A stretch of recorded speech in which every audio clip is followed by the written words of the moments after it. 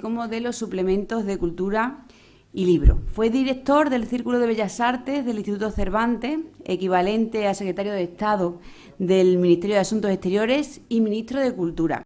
Diputado en el Parlamento Español, creó y dirigió la Casa del Lector, así como el Departamento de Derecho de la Cultura en uno de los más importantes bufetes de nuestro país. Es autor de nada menos que 50 libros entre poesía, ensayo, viajes, cine y también sobre narrativa. Premio nacional e internacionalmente, premiado por sus artículos tanto periodísticos como por sus obras literarias.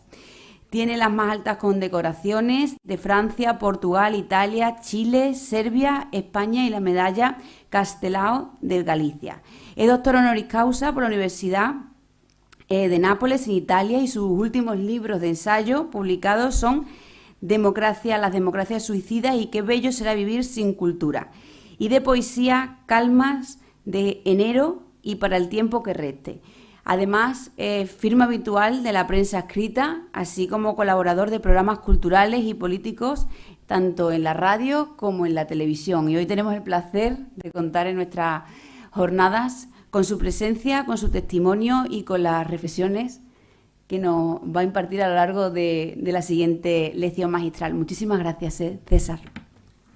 Nada, gracias por tus palabras, que han resumido muchas décadas de trabajo, de esfuerzo, en una profesión, fundamentalmente la del periodismo, desde distintos ángulos, que exige una dedicación diaria y atenta. Estoy encantado de estar aquí en la cátedra que lleva el nombre de Juan Luis Cebrián, que es un gran maestro al que le debemos ese magisterio permanente y que lo sigue ejerciendo desde diferentes funciones, ahora también, ¿no? Y creo que la Universidad de Badajoz y esta facultad ha hecho muy bien el atraérselo, tenerlo como persona cercana, porque le da mucho prestigio, no solo nacional, sino internacional. Y estoy encantado de volver a una facultad en la que casi siempre he estado, en Ciencias de la Información, en Madrid, luego en la Facultad de Filología y luego en la Carlos III en Humanidades, Comunicación, Periodismo, en este conglomerado que somos nosotros, que cada vez somos menos, pero que espero que cada vez resurjamos una vez más. Porque desde luego sin las humanidades no hay futuro. Si poco futuro puede tener la humanidad, desde luego sin las humanidades el futuro todavía es menor, ¿no? Y por eso me alegra ver estas aulas, este lugar donde está instalada la facultad, y animaros a que nos vayáis reemplazando a las generaciones ya que vamos cumpliendo años y que ya quede en vuestras manos la defensa de la libertad, de la democracia, del poder opinar libremente, que son cosas que parecen fáciles, pero que luego a lo largo de la vida se demuestra que son más complicadas de lo que parece. Durante estos largos y tortuosos meses en que la política, en vez de ser la solución a los problemas, ella misma se ha convertido en el peor de ellos. Vengo escuchando por parte de algún partido insultos y diatribas contra los medios de comunicación, tanto escritos como audiovisuales. Se les acusa de manipular a la opinión pública y de estar en manos de empresas que únicamente defienden sus intereses. Quienes esto dicen desconocen la dura, difícil y trágica historia de nuestra libertad de imprenta y opinión. Miguel de Unamuno, en el año 1932, en un artículo titulado Hay que enterarse, que siempre les he leído a mis estudiantes, no solo defendía a la prensa, sino también le atribuía el haber contribuido a llevar a cabo lo que él denominaba como conciencia popular nacional.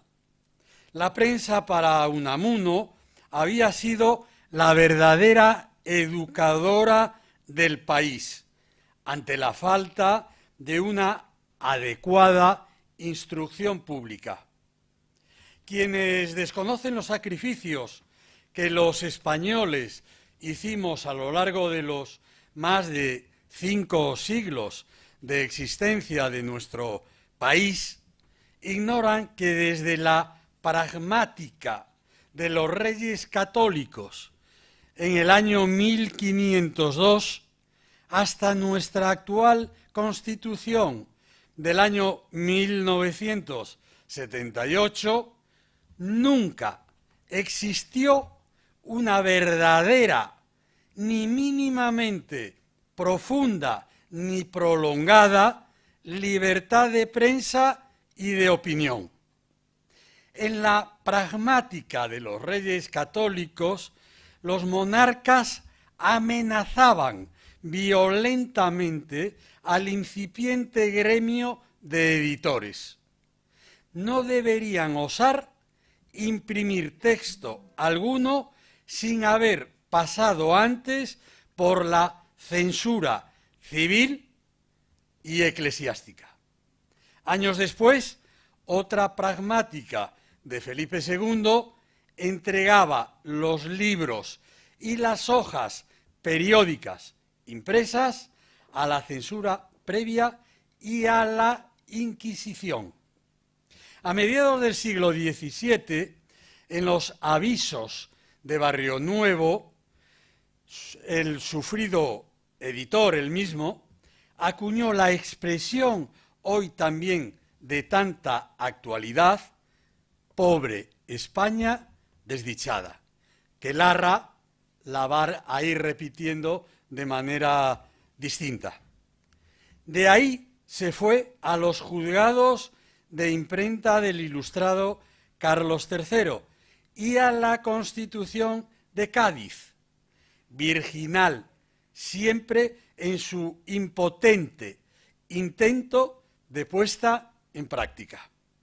En el artículo 371, perteneciente al título 9, subtitulado de la instrucción pública, se dice textualmente: todos los españoles tienen libertad de escribir, imprimir y publicar sus ideas políticas sin necesidad de licencia, revisión o aprobación alguna anterior a la publicación, bajo las restricciones y responsabilidad que establezcan las leyes.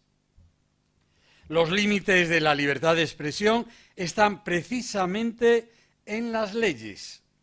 Los límites de la libertad de expresión están precisamente en ese añadido de este artículo en que deja esa libertad bajo las leyes y las normas que rijan en cada momento y en cada lugar. No es, por eso, ilimitada, pues nada lo es. Ilustrar, educar, difundir la cultura, esparcir el espíritu y formar la opinión personal y pública, todo ello es esencial en un Estado libre y democrático. La opinión personal es el juicio o sentimiento que la mente individual formula acerca de las cosas o las personas. Mientras la opinión pública para Pulitzer regulaba la conducta de una comunidad y por ello era una ley no escrita, el sentimiento dominante que representaba un acuerdo o un código moral y de educación común. Ya muchos siglos antes, Sinesio de Cirene, nada menos que en el siglo IV después de Cristo, la había definido así: esa multiforme fiera. Lista, Quintana o Blanco White, entre tantos otros liberales más o menos progresistas, pagaron con la persecución y el exilio semejantes atrevimientos democráticos. ¿Qué decir de nuestro infausto rey Fernando VII? La censura en España a lo largo del siglo XIX llegó a ser inusitadamente dura y violenta. Milton, el gran poeta inglés, a mediados del siglo XVII ya la había defendido en Inglaterra. Poco más de un siglo después, Diderot hizo lo mismo en Francia.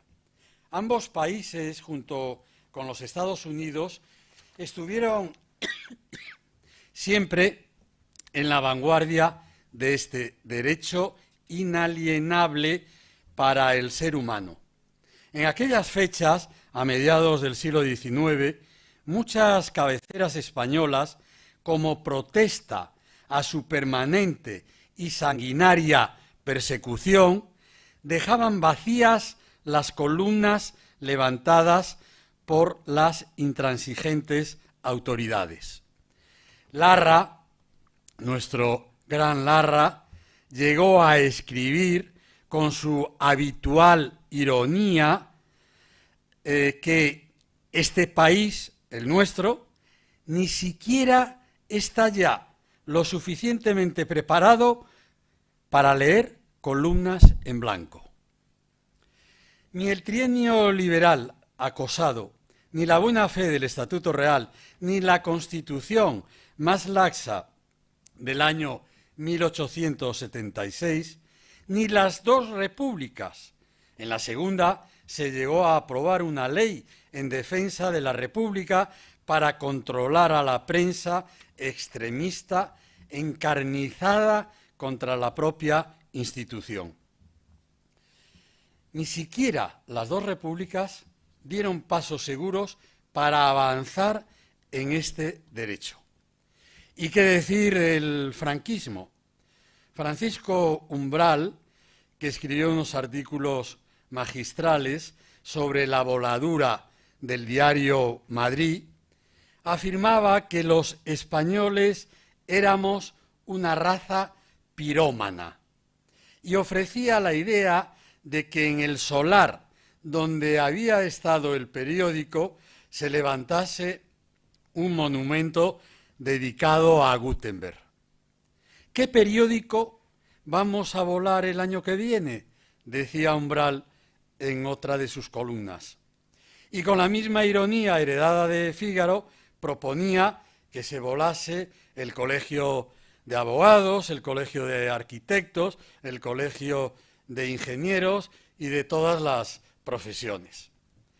Atacar o pretender restringir en el futuro inmediato esta libertad esencial del sistema parlamentario es un golpe de Estado a la democracia. No existe una sociedad libre sin prensa libre. En los sistemas absolutistas y totalitarios lo tenían muy claro. Napoleón, avanzando por toda Europa con sus ejércitos, comentaba que para ocupar un país lo primero era la artillería y lo segundo, la prensa. Su cabecera única en cada país tomado, se llamaba el Monitor. Nada más de llegar al poder, el nazismo, el fascismo o los soviets, lo primero que hicieron fue cerrar, destruir y controlar férreamente los medios de comunicación. Los estatalizaron y burocratizaron, además de convertirlos en un triste e inclemente eco publicitario de sus perniciosas doctrinas.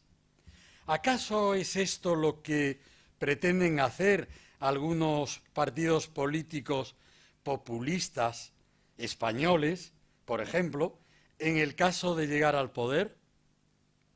Yo lo viví de niño y adolescente con lo que entonces se llamaba, durante finales del franquismo, la prensa del movimiento.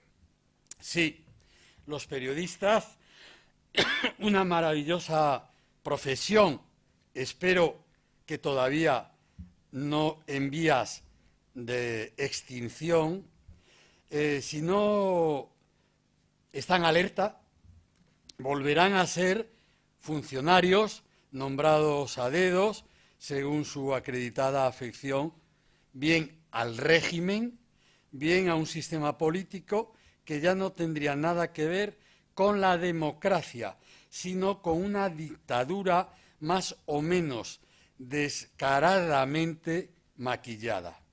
Los periodistas probablemente mejorarían de estatus, pero perderían su bien más preciado, su independencia. Evidentemente hoy la información a través de las nuevas tecnologías es supuestamente más difícil de manipular y controlar, pero también mediante estas redes se puede ayudar y mucho a confundir y a amaestrar. La libertad de prensa, el periodismo libre, incluso con sus numerosos defectos y abusos, que también los tiene, solo los trajeron a nuestro país la democracia. La libertad de opinión tiene la juvenil edad de 40 años. Siempre les he dicho a la gente más joven que yo no nací libre, pues existía una dictadura. Ellos, vosotros, venidos al mundo en plena democracia, sí habéis nacido manumitidos, habéis nacido libres, pero esa libertad no es un bien perdurable, si no lo sabéis defender día a día. No es un bien incorporado de forma natural a vuestro propio ADN. Muchas personas en diferentes épocas lucharon e incluso murieron por conquistarlo.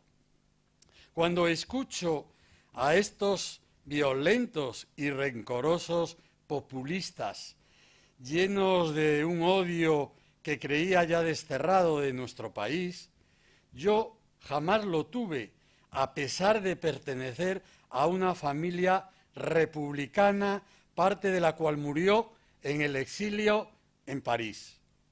Se me vienen a los oídos aquellas palabras que un conspicuo ensayista español, ultraconservador, Menéndez Pelayo, escribió en su enciclopédica Historia de los heterodoxos españoles.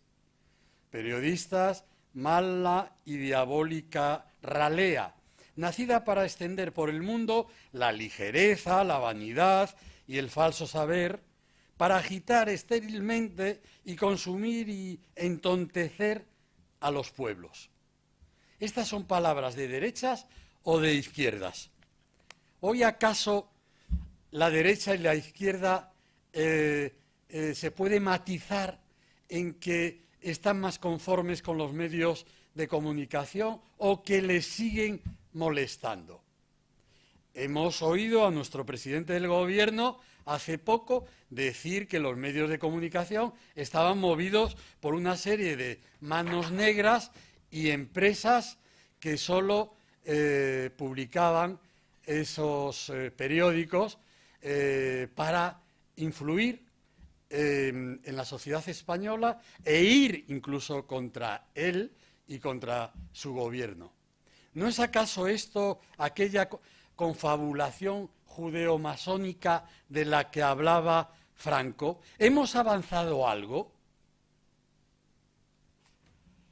La libertad de opinión, la libertad de prensa, hoy de comunicación, debe también ser tenida muy en cuenta por aquellos ciudadanos que quieren o que quieran seguir siendo libres.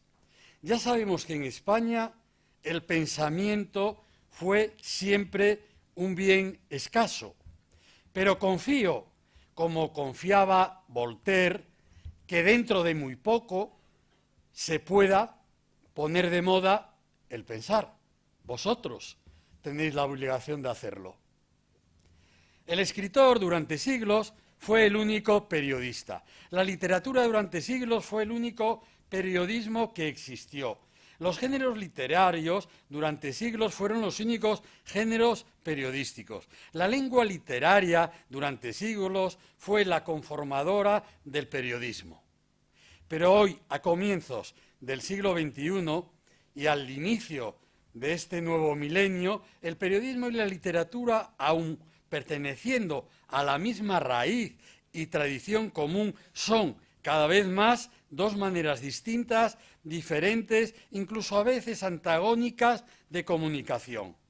No voy aquí a remontarme a la poética de Aristóteles, a Horacio, Cicerón o a nuestro Quintiliano, patrón de los estudios sobre la teoría literaria, pero sí recordar brevemente la distinción que de los géneros literarios hizo Hegel.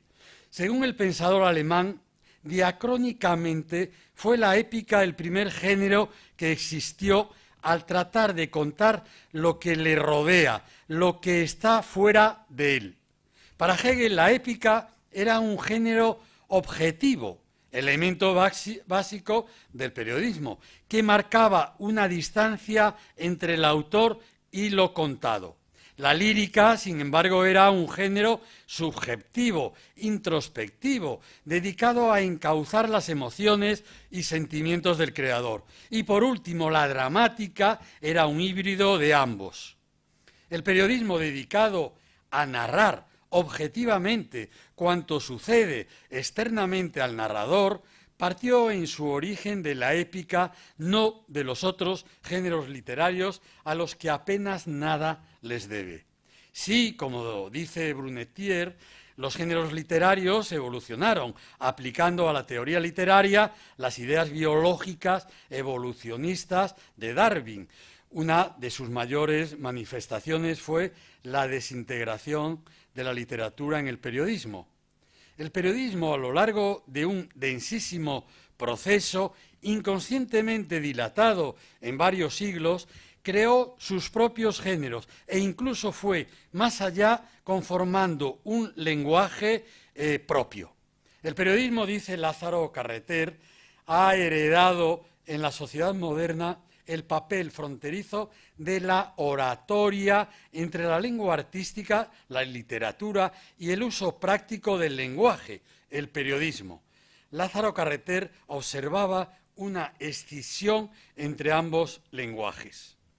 Pero la hendidura entre el periodismo y la literatura viene ya desde la invención de la imprenta, de la separación entre el libro y las hojas periódicas impresas, entre la comunicación, algo más intemporal, y la información convertida en noticia, una materia manufacturada de consumo inmediato.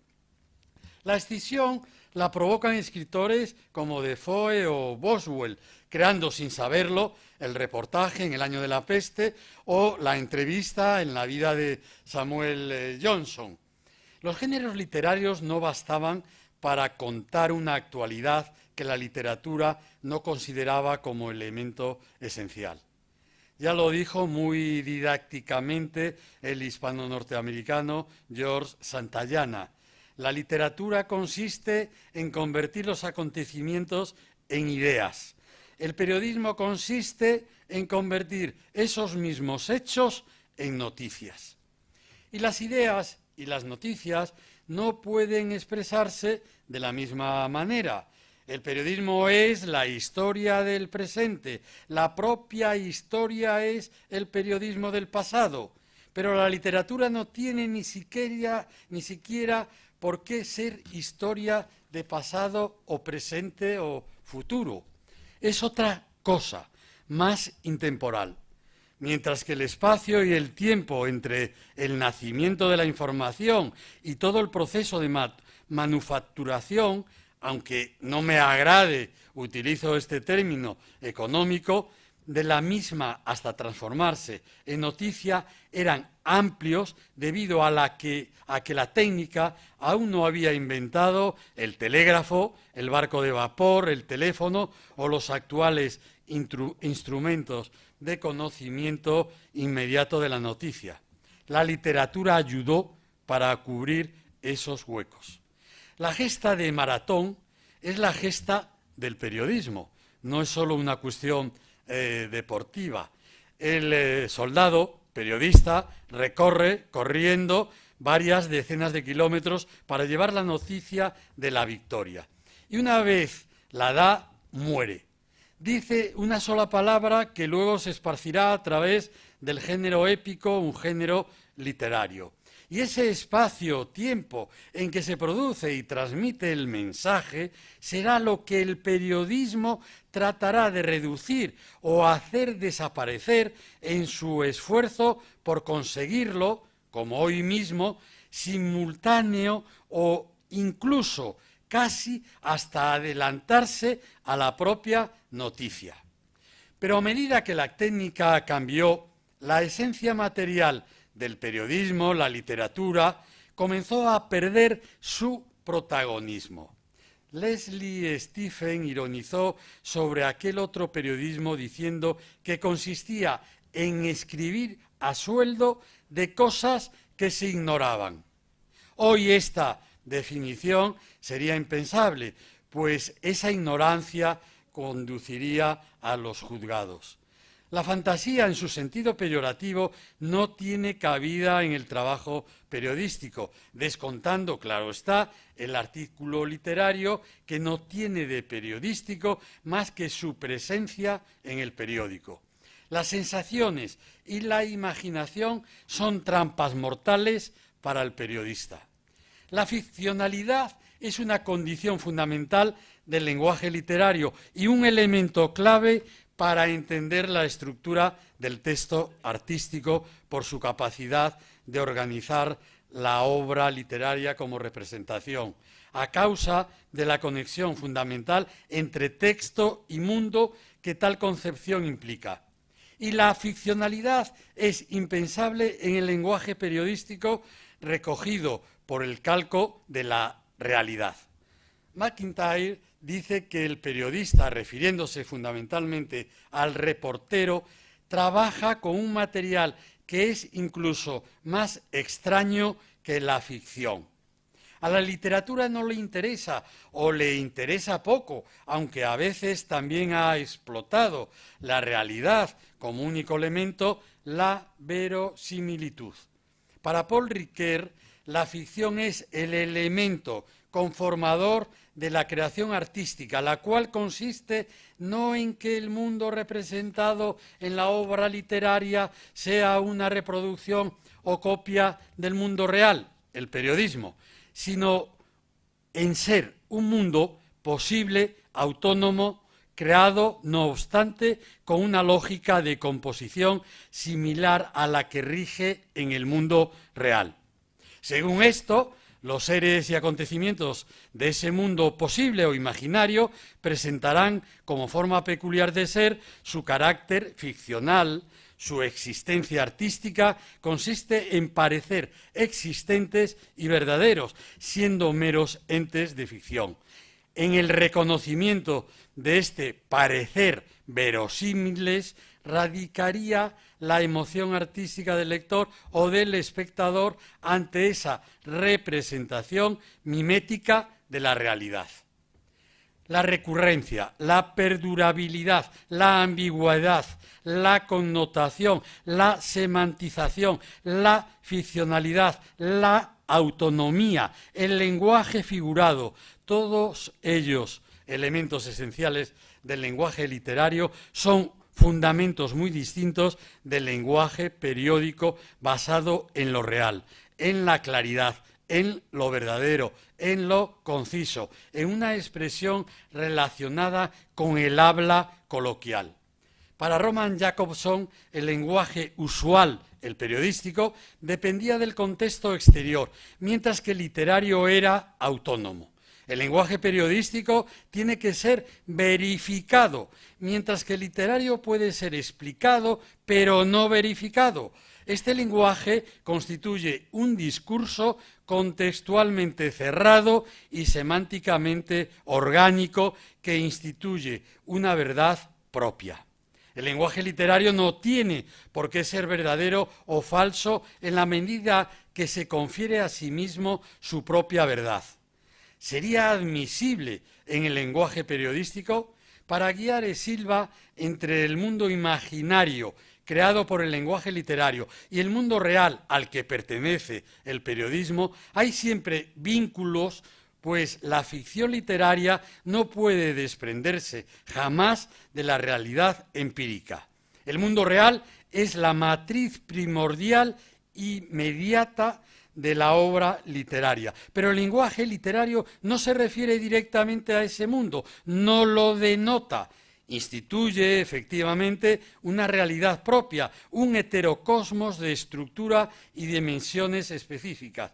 No se trata de una deformación del mundo real, pero sí de la creación de una realidad nueva que mantiene siempre una relación de significado con la realidad objetiva, lo que sería el periodismo. El escritor como periodista, la literatura como periodismo, sobrevivieron mientras la información tardaba en construirse o manufacturarse como noticia. Y entonces la imaginación se desplegaba por las planas narrando hechos y circunstancias incomprobables. La literatura permaneció en el periodismo mientras sus géneros tuvieron cabida en ella, sobre todo el folletón, las novelas por entregas de Balzac, de Dickens, de nuestro Valle Inclán o de nuestra doña Emilia Pardo Bazán. El periodismo hasta mediados del siglo XX servía también para ilustrar, educar, divertir, entretener, ocupar un prolongado tiempo de ocio. A comienzos del siglo XIX comenzaron las dudas sobre si el periodismo había dejado de ser pura literatura y comenzó también a dudarse de si era un género literario. Eugenio Seyés, en su discurso de entrada en la Real Academia Española, afirmaba que la oratoria, la poesía, la historia, la novela, que narra lo que nadie ha visto, de suerte que a todos nos parece verlo. La crítica, la dramática lo eran, porque entonces no había de serlo el periodismo, que lo es todo en una pieza, arenga escrita, historia que va haciéndose, efemérides instantáneas, crítica de lo actual y por turno pacífico, poesía idílica cuando se escribe en la abastada mesa del poder y novela espantable cuando se escribe en la mesa vacía de la oposición. A esta idea romántica y poco convincente se opuso más certeramente don Juan Valera. El novelista andaluz distinguía entre el autor de libros y el escritor de o en periódicos, y decía que lo que distingue al periodista de cualquier otro escritor poco o nada tiene que ver con la literatura. William Randolph Hearst definió muy bien la cultura que debía tener un periodista moderno. El periodista del siglo XX debe conocer la literatura de su propio idioma. No habla de practicarla, sino de conocerla. Y también la clásica. Conocer la historia y la política de su país y tener los más amplios conocimientos generales que le fueran posible. Pero además añadía, como director, mi gran dificultad con los articulistas, es decir, con los escritores no es que éstos no sepan lo suficiente, sino que saben demasiado. Y ya para ir acabando, ¿tengo algún tiempo? En Buenas noches y buena suerte, que si no habéis visto deberíais ver, entre otras muchas películas dedicadas al periodismo, película dirigida e interpretada por George Clooney, es una de las mejores para mí y más didácticas cintas dedicadas al periodismo, en este caso el audiovisual.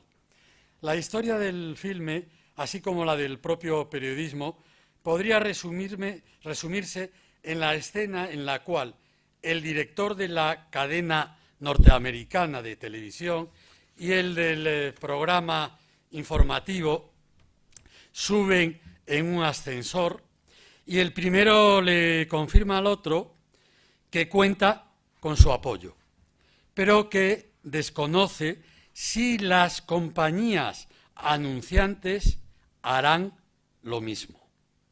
Exactamente igual sucede en la oscarizada Spotlight, dirigida por Thomas McCarthy.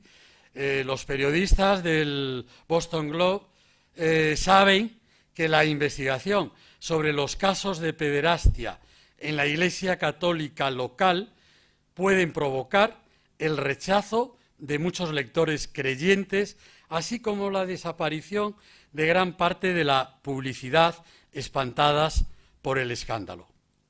A lo largo de la historia, difícil y convulsa historia de la libertad de prensa, la censura fue el principal enemigo e inmediatamente después, por otros motivos, la economía, que digamos lo sigue siendo porque está presente e incide en la capacidad de crear medios de comunicación. Un elemento de presión, pero también inherente a los costes de este tipo de empresas. La historia del periodismo, o al menos de una parte importante de esta historia, la menos heroica, es la historia de la permanente carencia de recursos económicos para poder llevarla a cabo con independencia y libertad. Las hojas periódicas impresas siempre estuvieron controladas por los depósitos previos, las multas y los ataques económicos a los promotores. Es decir, que en el siglo XVII o XVIII, si habéis estudiado historia del periodismo, sabéis que para publicar o libros o hojas periódicas impresas, las revistas,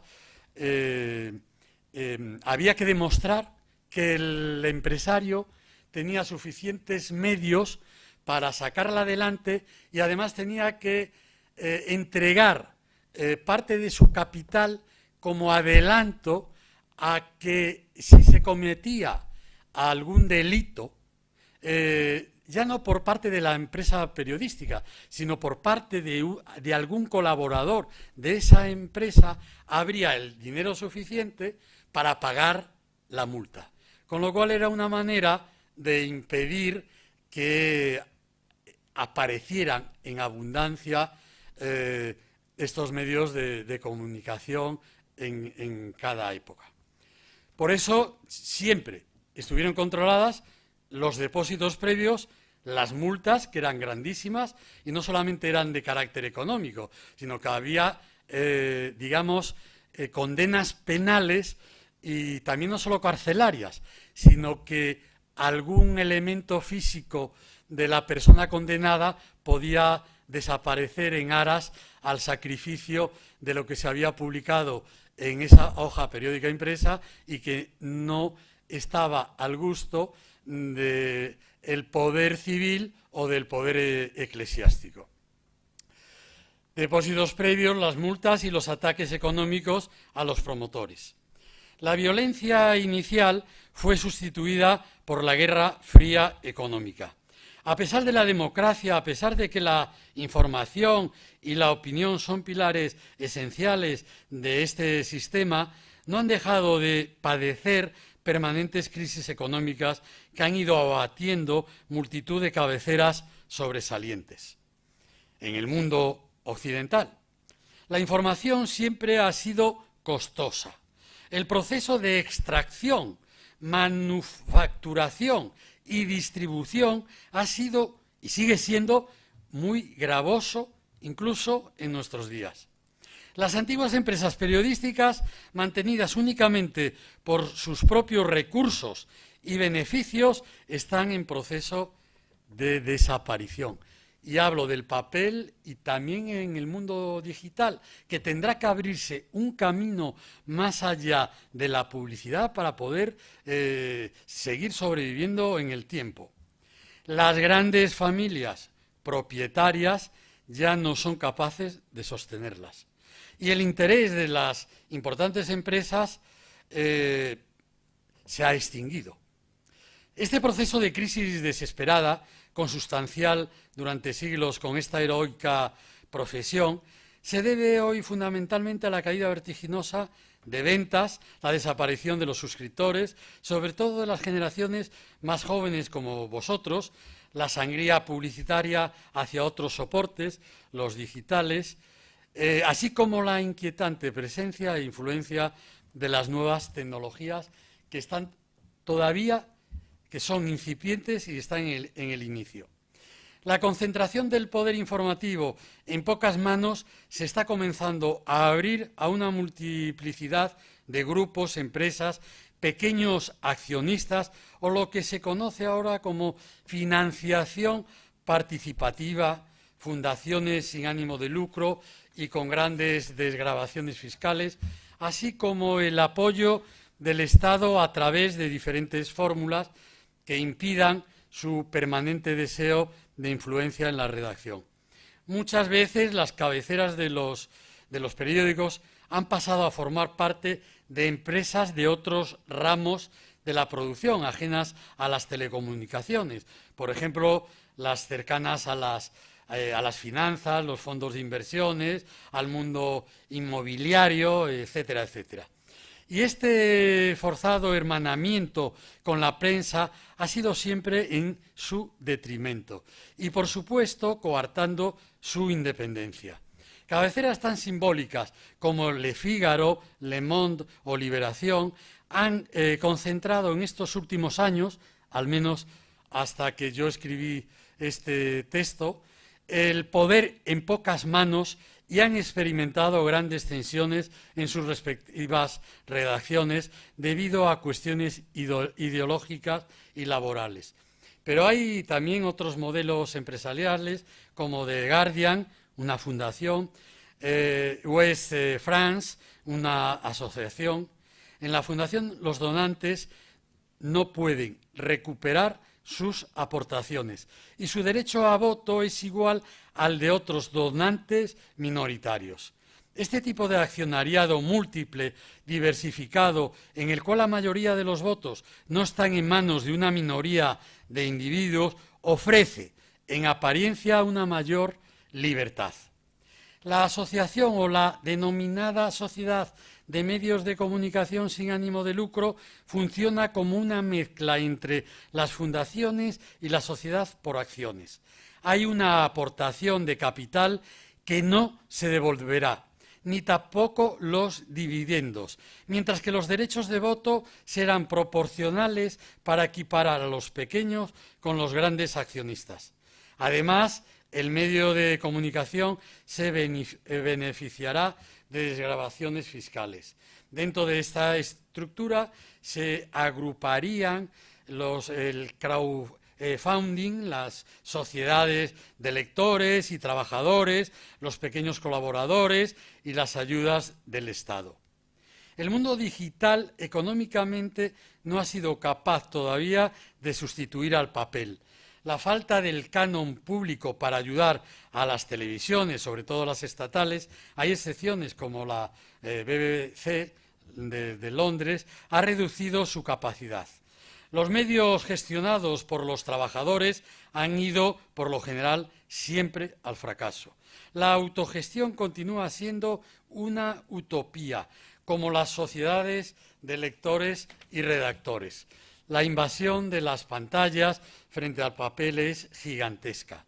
Twitter, Facebook, los smartphones, los blogs, las radios, incluso ya retransmitiéndose por pantalla, televisiones, etcétera, etcétera. La información se obtiene de todos estos lugares de una manera más rápida, densa y barata y continuada. La información hoy en día es inmensa e inconsumible.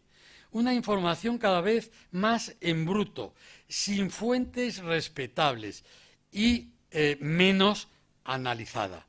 Además de los problemas económicos ya reseñados, la piratería, de la cual mi antecesor ya supongo que habrá hablado por los temas de los derechos de autor, la piratería es otra gran gangrena mortal, vinculada a eso, a los derechos de autor.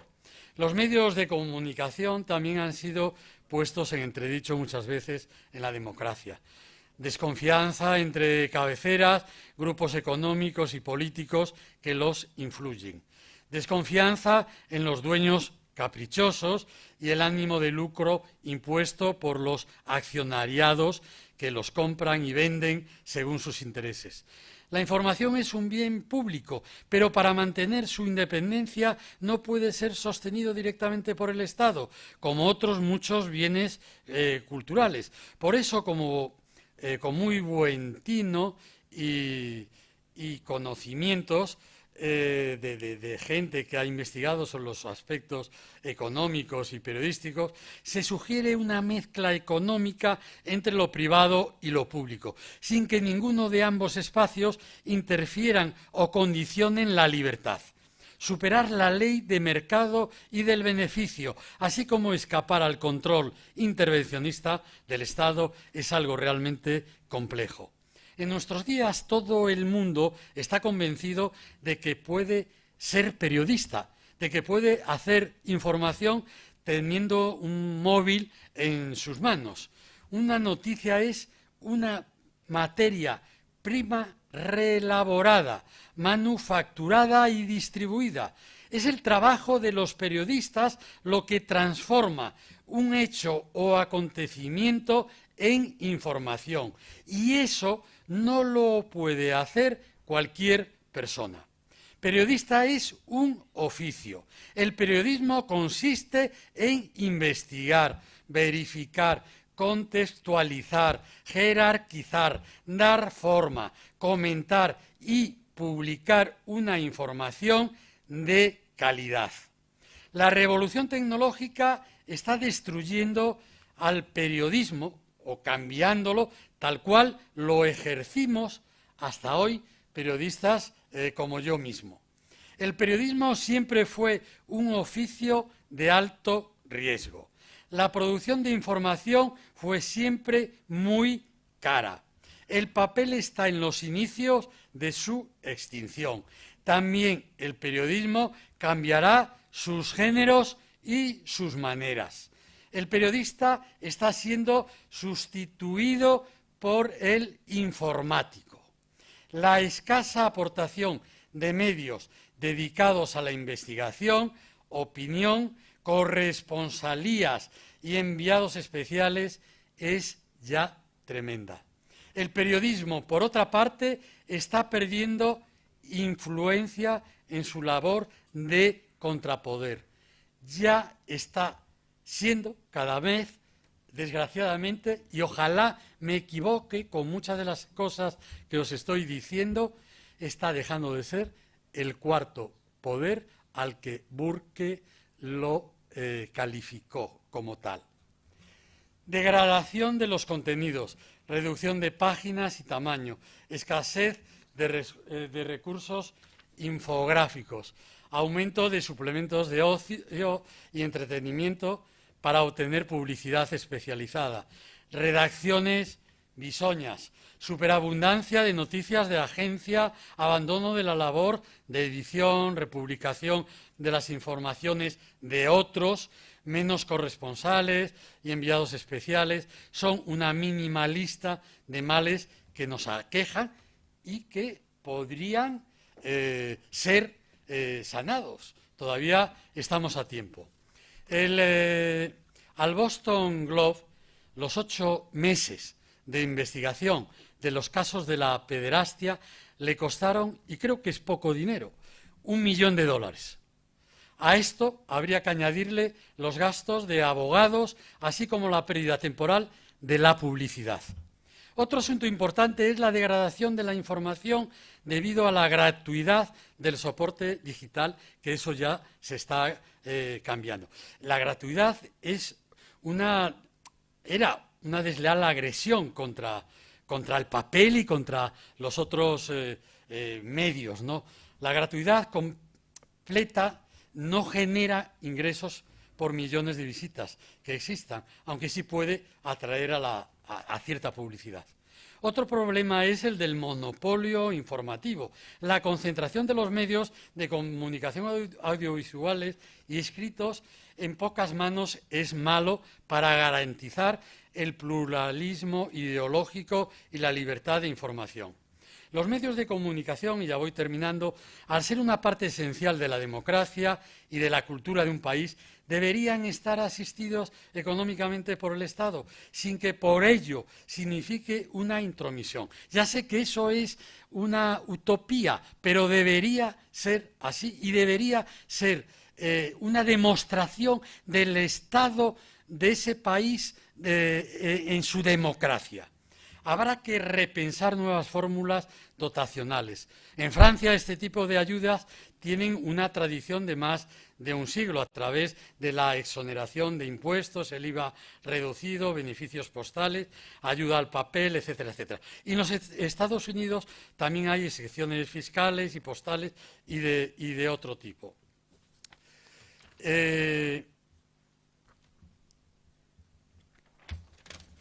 Creo que ya está bien.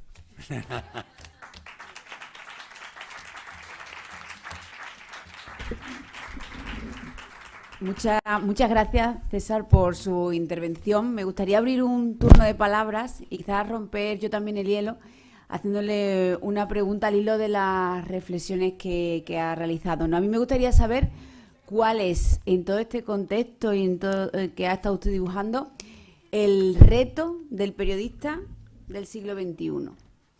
El gran reto, porque realmente ha puesto mucho sobre la mesa, pero el más importante quizá.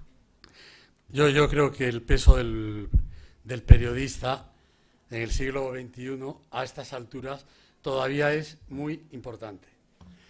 Pero quienes hemos vivido, yo creo que una época dorada, no sé si la época del siglo de oro del periodismo, pero los años 70, los años 80, los años 90, quienes estábamos en las redacciones y teníamos puestos de responsabilidad, el impacto de las noticias que se publicaba en esa época era muchísimo mayor, creo yo, y aquí hay otras opiniones que lo pueden ratificar o no, que hoy en día.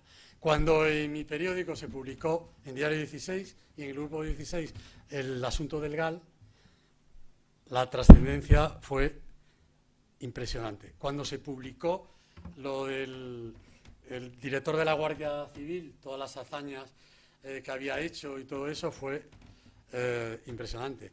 En El País, todas las noticias, lo de Barrio Nuevo, que luego hubo un juicio, en fin. Tenía una trascendencia que yo hoy no la veo.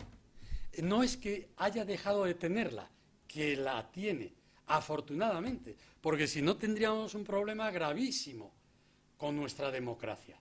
Lo tiene, pero creo que esa influencia no es tan grande. Hay que pensar también lo siguiente. Por ejemplo, la revista Cambio 16 vendía 600.000 ejemplares no Juan Luis.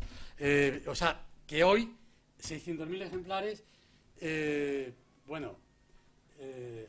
y los periódicos vendían miles y miles de ejemplares. Hoy no sé, yo creo que la prensa digital tiene mucha búsqueda, tiene mucha gente que la mira, sí, pero que el mirar la prensa, que es la diferencia que yo veo, una de las diferencias entre la prensa digital y la prensa escrita. La prensa escrita la leíamos, y yo, que la sigo comprando, la sigo leyendo. Y yo, cuando utilizo la prensa digital, la miro y busco la noticia que me interesa y llego a leerla, y a veces no completamente. Entonces yo creo que esa fuerza y esa presencia, creo, y yo lo digo de una manera personal, creo que se ha perdido. No es que no tenga influencia, porque si el presidente del gobierno dice que los medios de comunicación, mal favor se hace a sí mismo, porque está diciendo que los medios de comunicación tienen mucha influencia, porque si no, no le daría importancia. Si Trump en los Estados Unidos insulta a los periodistas, le dice que se vayan, que son unos mamarrachos, está demostrando que todavía el periodismo tiene una influencia y una importancia. Pero incluso en esa relación del periodismo con el poder también ha cambiado. En nuestra época dorada, no se le hubiera permitido a ningún presidente del gobierno en España que la rueda de prensa fuera seguida por el televisor. Hubiera habido una huelga de periodistas, hubiera sido tremendo. Y eso, pues, con Rajoy se aceptó, y hoy se siguen aceptando ruedas de prensa sin preguntas, lo cual es una demostración de que ya la relación es conflictiva, que siempre lo fue, pero que también hay una pérdida de poder, como una pérdida del peso de los propios intelectuales. La pérdida del peso del intelectual, por una parte, por culpa de sí mismo. Por culpa de sí mismo y por no estar presente en el debate político, por ponerse atrás, por el premio no sé qué, el premio no sé cuánto, que si no, no se lo van a dar, supuestamente, ¿no? Y entonces, todo el mundo cultural, en el cual la prensa es un eje fundamental y lo seguirá siendo, creo yo, desgraciadamente, que hemos ido perdiendo interés. Pero ya digo que de vez en cuando me congratulo de oírle al presidente decir eso, porque digo, oye, hoy mi cotización como periodista y colaborador en la prensa, pues se eleva. Pero esto no es igual. Pasividad y resignación quizás un poco por parte de los periodistas, ¿no? Había por ahí una pregunta de Javier Mendoza. Sí. Bueno, en primer lugar, César, gracias por venir aquí. Van a ser dos, si es posible, ¿vale? La primera, bueno, tú decías que los límites de la libertad de expresión están en las leyes. ¿Cómo valoras la actuación de España en ese sentido? ¿Crees que ha sido permisiva? Y la segunda pregunta, dices que no hay una sociedad libre sin una prensa libre. ¿Cómo puede existir una prensa libre si hoy en día muchos medios de comunicación están en grandes conglomerados? Esa es una pregunta, no sé. Bueno, es que, vamos a ver, el bien más preciado, nos lo decía Cervantes en el Quijote. Yo siempre digo que Cervantes podría haber dicho, el amor es el bien más preciado, la riqueza es el bien más preciado. Y seguir añadiendo cosas como el bien más preciado. Y sin embargo dice, la libertad es el bien más preciado. ¿Cómo se expresa la libertad? Pues opinando libremente. Yo aquí estoy seguro que en un sistema totalitario no podría haber dicho alguna de las cosas de esta. Es decir, el presidente ha dicho no sé qué, pues se levantaría alguien del público que sería un agente de la Stasi o de la policía política y diría, váyase usted, está detenido. una cosa tan simple como esta, porque pensamos que, ya digo que nacimos libres y somos libres, no. No, o sea, el ser críticos, y sobre todo ser críticos con el poder, es la mayor expresión o una de las mayores expresiones de la libertad, porque es la libertad de opinión, es la libertad del ser libre que piensa y que razona. Por eso estáis en una universidad libre, de un país libre, con problemas en su democracia y con problemas en la vida social, pero eso es, digamos, normal. Pero hasta el día de hoy, hasta el día de hoy, a nadie lo encarcelan por expresar sus ideas contra el poder, contra el presidente, contra el gobierno, contra lo que sea. Y eso no era así. No era así porque en nuestra época, por ejemplo, los periódicos tenían que pasar la censura previa, que tenían que mandar los ejemplares a la censura y ser vistos por ella y permitir que se publicara. Eso hoy nos parecería incomprensible, nos parecería algo terrible, que la opinión de gente libre tuviera que ser aceptada por otras personas a las que se le permite el derecho de estar por encima de eso. Los jueces sí, porque las leyes han sido aceptadas por todos, y entonces representan el régimen de la sociedad. Hay cosas curiosas. En los libros que hice sobre Cunqueiro, estando en la hemeroteca, me encontré con multitud de faros de Vigo, de periódicos de faros de Vigo, que tenían su firma. O sea, que él firmaba los periódicos, los ejemplares que tenía que mandar a la censura, los firmaba como si fueran sus propios libros, y aparece Álvaro Cunqueiro. Y es maravilloso ver todos los ejemplares firmados. ¿Pero eso qué significaba? Que mientras no le dieran el placet, no se podían publicar. Por lo tanto, no hay libertad sin democracia, y no hay democracia sin libertad. Y son los dos elementos. Y eso lo vemos que hacen los estados totalitarios. ¿Qué se publica hoy en Cuba? ¿Cuántos periódicos se publican en Cuba? Aparte del Granma. Por algo será. ¿Qué televisiones públicas hay en Cuba? Y así sucesivamente. O sea, la divisa del Estado totalitario es el control de la libertad de prensa y de la libertad de expresión. Y eso sucede desde Roma, cuando se ponían en las piedras: fulanito de tal es un imbécil, fulanito de tal, ya iban contra esa persona, ¿no?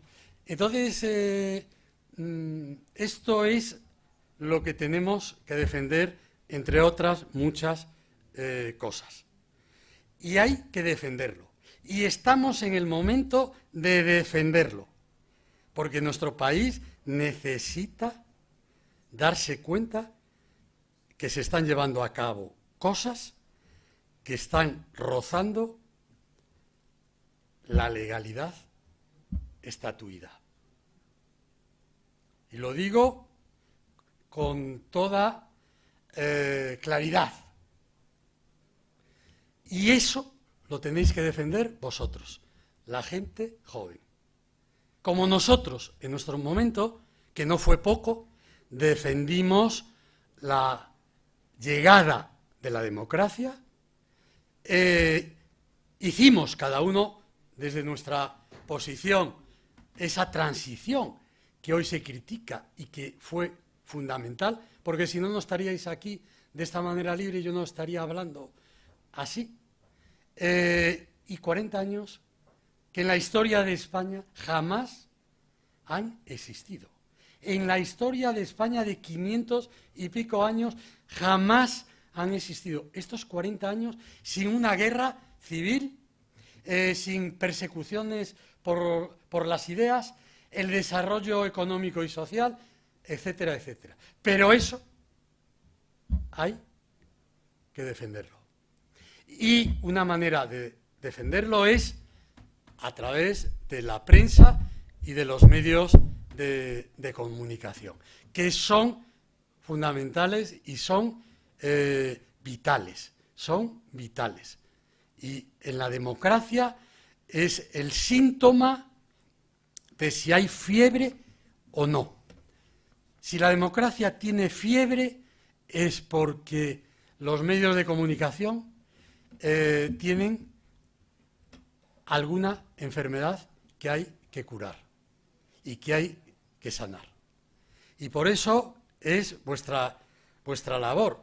Vuestra labor es luchar por seguir siendo libres, por pensar libremente, por expresar vuestras ideas y porque nadie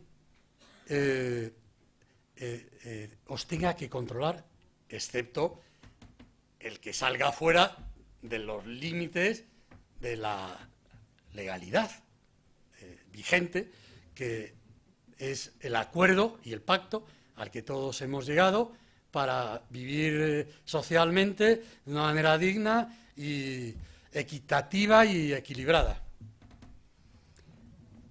Muy bien, muchísimas gracias. No sé si hay alguna otra pregunta. Vale.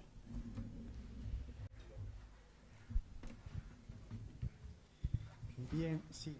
¿Se oye?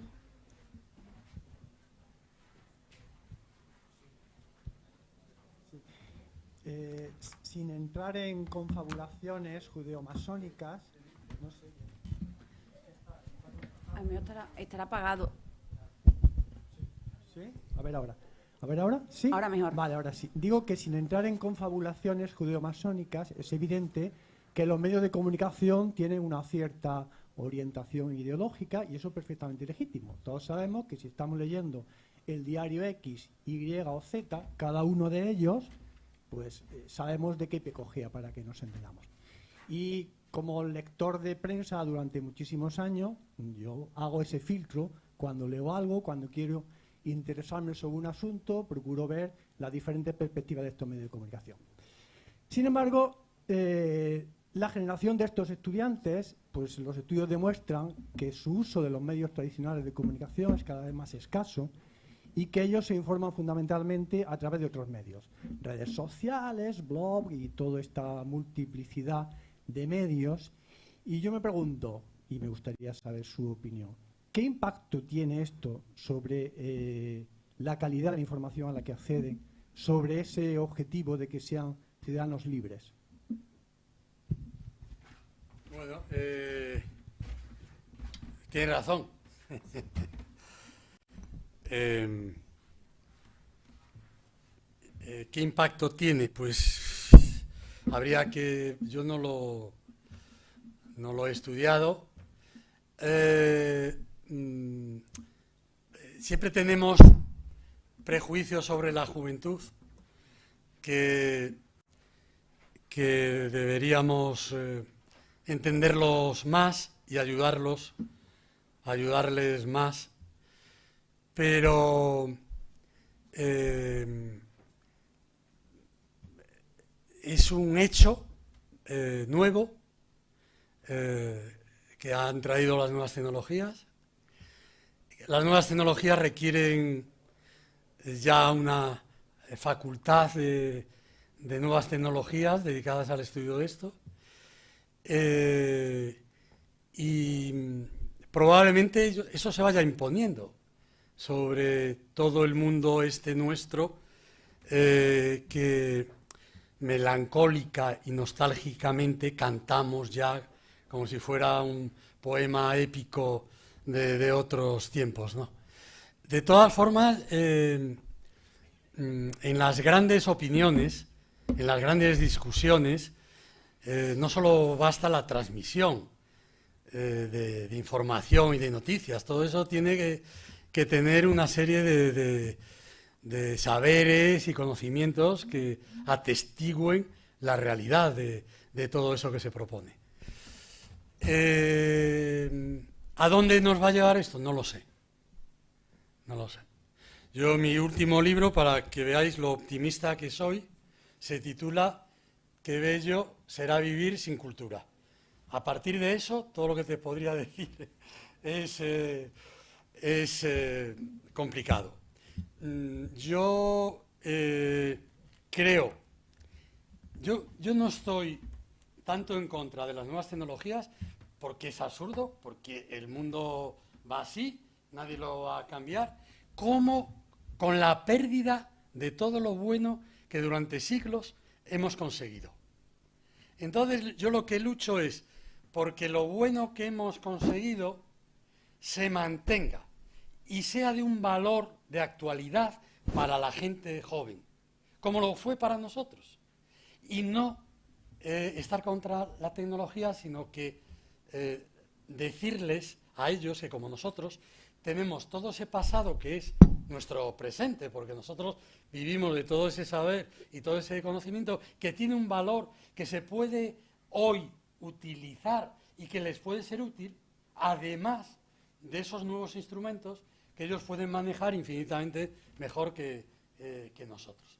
Pero que o la Ilíada o la Odisea es tan importante leerla porque nos va a ayudar a reflexionar sobre muchas cosas que todavía son de actualidad, porque el ser humano en el fondo apenas ha cambiado en sus sentimientos, en sus valores, en sus maneras de actuar, en sus guerras, en sus mitologías, apenas ha cambiado, apenas ha cambiado. Y que eso les va a valer, que esos personajes son los mismos que hoy están luchando, digamos entre comillas, en Ucrania. O sea, que muchos de esos personajes de la Ilíada, de la Odisea, ya, si leemos y comparamos con sucesos y acontecimientos que están pasando, ya han acontecido. Que todas esas violencias sobre la mujer y eso, está en la mitología, en muchas de las obras de las tragedias grecolatinas. Y leyéndolas o viendo sus representaciones, podemos comprender hasta qué punto los sentimientos y la irracionalidad puede conducir al ser humano. En ese caso, no sé si el ser humano. Y que la tecnología es una ayuda, como las gafas, como cualquier otro instrumento que utilizamos, pero que no es las antípodas de lo anterior, que no son dos mundos diferentes. Desprenderse de uno y pensar que con el otro van a ser más libres, más independientes, más felices y más acompañados. Y entonces esa es mi batalla permanente también con mis alumnos, que al 98% no lograba convencerlos, pero creo que sí algo de reflexión les quedaba. Yo espero eso, espero que ellos continúen el camino llevando todo ese aparato anterior y que utilicen las tecnologías como un instrumento que no los utilice a ellos.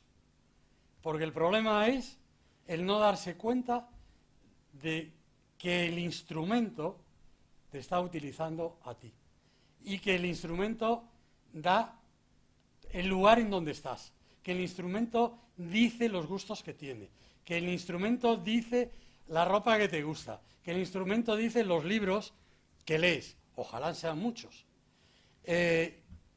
Cuidado con eso. Ser tú el que manejas el instrumento y no el instrumento el que te maneja y te atonta a ti y te crea una errónea sensación de felicidad y de compañía que no es tal. Entonces, bueno, esto es mi deseo, que será difícil, pero ¿qué le vamos a hacer?